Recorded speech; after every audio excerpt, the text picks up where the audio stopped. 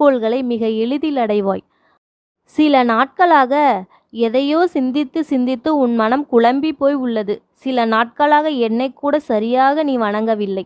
எதையோ சிந்திப்பதற்கு வேலை செய்வதற்கும் நேரத்தை செலவிடுகிறாய்.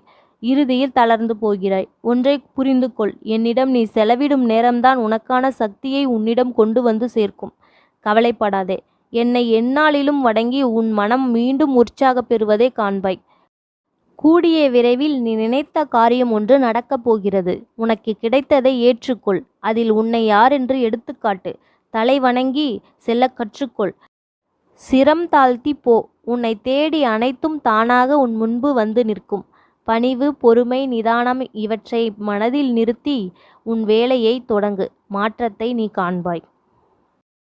மனதில் குழப்பங்களுக்கு இடம் கொடுக்காதே. எப்போது போல் உற்சாகமாக உன் கடமையை செய்து கொண்டு வா.